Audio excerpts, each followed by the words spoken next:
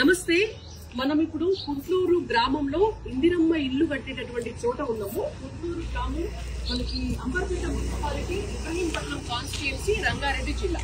నేను ఇక్కడ ఇందిరమ్మ ఇల్లు, కాంగ్రెస్ ప్రభుత్వం కట్టిస్తున్నటువంటి ఇందిరమ్మ ఇల్లు గురించి ఎందుకు చెప్తున్నాను అనంటే, ఇవాళ రాష్ట్రంలో ఇందిరమ్మ ఇండ్ల పేరుతో కడుతున్నటువంటి 1,13,000 ఇండ్లకి ప్రతి ఇంటికి 1,50,000 రూపాయలు కేంద్ర ప్రభుత్వం ప్రధానమంత్రి ఆవాస్ యోజన పథకం కింద శాంక్షన్ చేసి తెలంగాణ రాష్ట్ర ప్రభుత్వానికి 1,500 కోట్ల రూపాయలు ఇచ్చింది.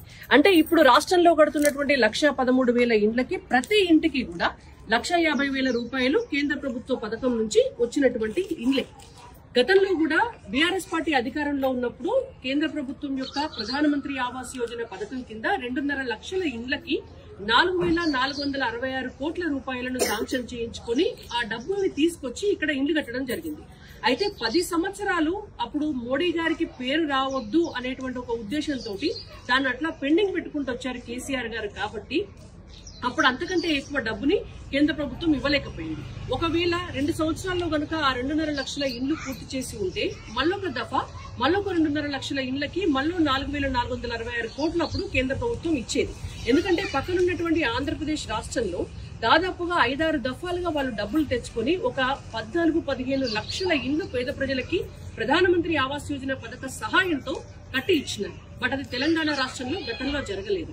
అయినా సరే ఇప్పటికీ కూడా చాలా మంది అటు కాంగ్రెస్ పార్టీ నాయకులు కావచ్చు, ఇటు బీఆర్ఎస్ పార్టీ వాళ్ళు కావచ్చు, ఇందిరమ్మ ఇండ్లలో గానీ కేంద్ర ప్రభుత్వం ఇస్తున్నటువంటి డబ్బులు గతంలో డబుల్ బెడ్రూమ్ ఇండ్లలో గానీ ఎక్కడున్నాయంటారు. కానీ ఒక అఫీషియల్ డాక్యుమెంటల్ ఎవిడెన్స్ ఏంటంటే, ఇప్పుడున్నటువంటి కాంగ్రెస్ ప్రభుత్వం గతంలో తెలంగాణ రాష్ట్రంలో తీసుకున్నటువంటి లబ్ధిదారుల లిస్ట్ ని కేంద్రానికి సబ్మిట్ చేసి కొత్తగా 1,13,000 ఇండ్లకి మళ్లీ 1,500 కోట్లు తెచ్చుకోవడం జరిగింది. అయితే ఆ నెంబర్ కూడా నేను మీకు చెప్తాను.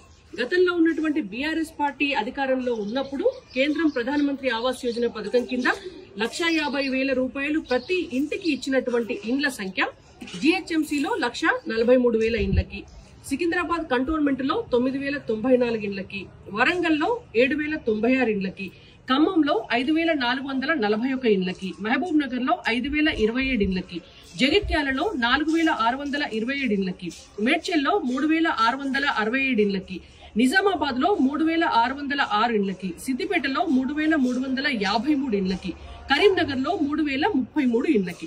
ఇట్లా గతంలో 2,50,000 ఇండ్లు, ఇప్పుడు 1,13,000 ఇండ్లు. అంటే మొత్తంగా కూడా 3,63,000